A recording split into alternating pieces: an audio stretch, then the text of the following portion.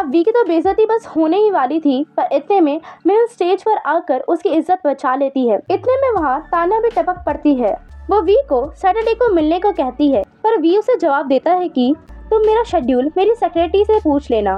Mirren अपने आप से बात कर रही होती है कि शायद तान्या को बहुत ज़रूरी बिजनेस डील करनी होगी, तो यूएस उसे बोलती है कि गलत सोच रही हो, वो इतनी अमीर है कि इसकी 7 पुश्ते को कमाने की ज़रूरत नहीं। अब हमें दिखाते हैं कि चैनॉन की मॉम उसके ग्रैंडफादर के पास कंप्लेंट करती है कि वी चैनॉन से बहुत ज़्यादा काम करवाता है और चैनॉन तो रात रात भर काम करता है, पर वी सिर्फ सोता है। ये सुनकर ग्रैंडफादर उसे समझाते हैं कि दोनों तो अलग अलग डिपार्टमेंट से है, तो फिर ऐसा कैसे हो सकता है, पर मैं फिर भी उनसे बात करता हूँ। ये कहकर वो वहाँ से चले जाते हैं और तान्या वहाँ पहुँचती है। चैनॉन की मॉम तान्या का उतरा हुआ चेहरा देखकर समझ जाती है कि वी ने उसे भाव नहीं दिया, तो वो उसे चैनॉन से बिजनेस एडवाइस लेने को कहती है और उसे बताती है कि वो अपनी अलग कंपनी खोलेगा जो नेक्स्ट इनोवेशन से बड़ी होगी। तान्या मान जाती है। यहाँ ये सीन कट होता है। अब हमें ग्रैंडफादर को दिखाते हैं जो चैनॉन से पूछते हैं कि क्या वी तुमसे बहुत ज़्यादा काम करवाता है, तो चैनॉन मना कर देता है, नहीं ऐसा कुछ नहीं है। ग्रैंडपा बोलते हैं कि तुम्हारी मॉम ऐसा कह रही थी, तो चैनॉन उनसे कहता है कि वो बस मेरी चिंता करती हैं इसलिए, और कोई बात नहीं है।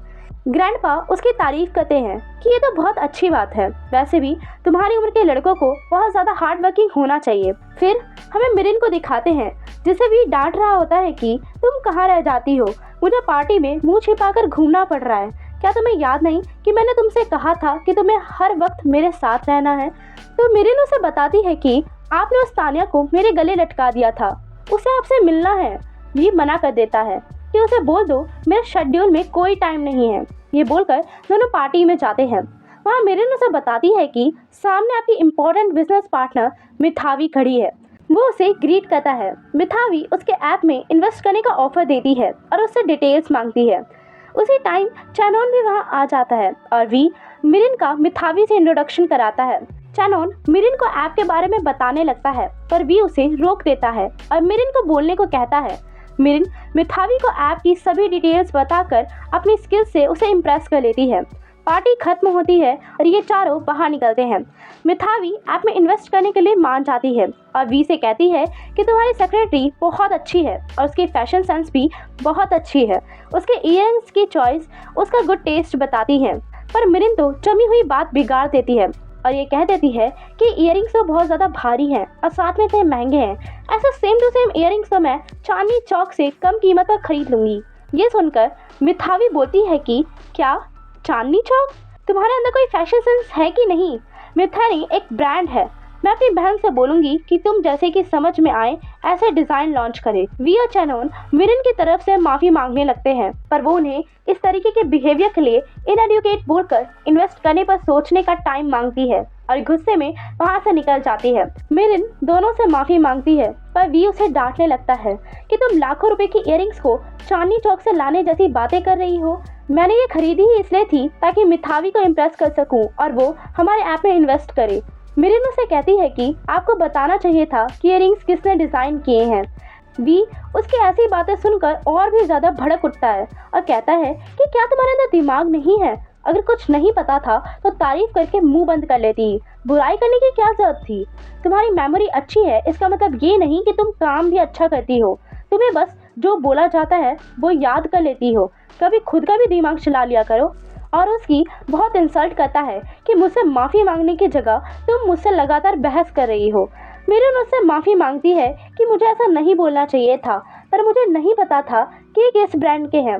वी कहता है इन ईयरिंग्स को देखकर हाई सोसाइटी के लोगों में से कोई भी बता सकता है कि ये किस ब्रांड के हैं। ये सुनकर तो मिरिन को भी बहुत हर्ट होता है कि वो उसे नीचा समझता है क्योंकि वो गरीब परिवार से है। तो वो वी से कहती है कि तुम बस मेरे बारे में यही सोचते रहो। तभी वी उसे कहता है कि नहीं, मैं बस तुम्हें समझा रहा था कि इस जॉब में कैसे काम करना होता है, इसलिए तुम्हें डांट रहा हूँ कि तुम्हें ये स्किल्स भी सीखनी चाहिए। चैनॉन उसे रोकता है कि बस भी करो, वो कितने अच्छे से बिहेव कर रही थी, बस उसे ईयरिंग्स के ब्रांड का पता नहीं था, इस बारे में कल बात करेंगे। तो वी कह देता है कि इसका कोई कल नहीं होगा। चैनॉन उसे डांटता है कि गलती सबसे होती है। तो वी सामने से गुस्से में फिर कह देता है कि इसकी जैसी बहस करने वाली लड़की की गलती मुझे बर्दाश्त नहीं है। मिरिन ये सुनकर रोते हुए वहाँ से चली जाती है तो चैनोन उसे धमकी देता है कि अगर तुमने इसे निकाला तो अपने लिए न्यू सेक्रेटरी खुद ढूंढ लेना।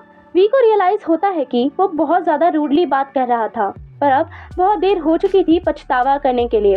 चैनोन जल्दी से मिरिन को ढूंढने के लिए निकल पड़ता है और फिर हमें मिरिन को दिखाते हैं जो एक ब्रिज के पास खड़ी थी और वी की इंसल्टिंग बातें याद कर रही होती है और अपने आप से बात करती है कि भला मुझे इयरिंग्स के बारे में कैसे पता होगा, और रोते हुए सोचती है कि अब मॉम और ग्रैंडमा को क्या बताऊंगी। चैनोन उसे सड़क पर यहाँ वहाँ चलते हुए ढूंढ रहा होता है और फिर वी को दिखाते हैं जिसे अब होश आता है कि मुझे उसे ढूंढना चाहिए, तो वो कार में बैठकर मिरिन को ढूंढने लगता है। उसे भी अपने बैड वर्ड्स के लिए गिल्टी फील हो रहा था। सीन शिफ्ट करके मिरिन को दिखाते हैं जो कि ब्रिज से कूदने वाली पोजीशन पे उस पर चढ़ी हुई होती है, तो कार से जाते हुए वी उसे देख लेता है और उसे आवाज़ देता है कि ब्रिज से जंप मत करो।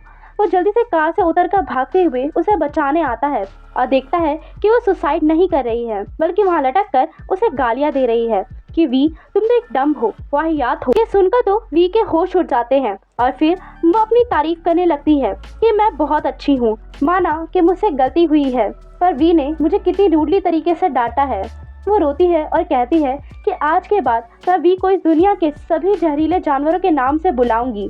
फिर शुरू हो जाती है कि वी तुम तो जहरीले सांप हो, 3 टांगों वाले बिच्छू हो, अमेज़न नदी के गंदे मेंढक हो। ये सब वी खड़ा होकर चुपचाप सुन रहा होता। वो तो मुंह बंद कर ही नहीं रही थी और कहती है नहीं नहीं गलती हो गई मुझसे, आज से सभी जहरीले चीजों को वी के नाम से बुलाऊंगी। इस दुनिया के सभी जहरीले चीजों आज से तुम्हारा नाम विकेट है। उसका नाम खुद से मैं बहुत चिल्लाकर बोलती है। अब तो वी का पेशेंस हिल गया था और वो पीछे से चिल्लाकर कहता है क्या कहा तुमने। ये सुनकर मिरिन वहाँ वी को देखती है तो बौखलाकर गिरने लगती है, पर वी उसे बचा लेता है और यहाँ हम एक क्यूट सीन दिखाते हैं। पर चैनोन भी वहाँ पहुँच जाता है और मिरिन को देखकर उसे उसके असली नाम से बुलाता है।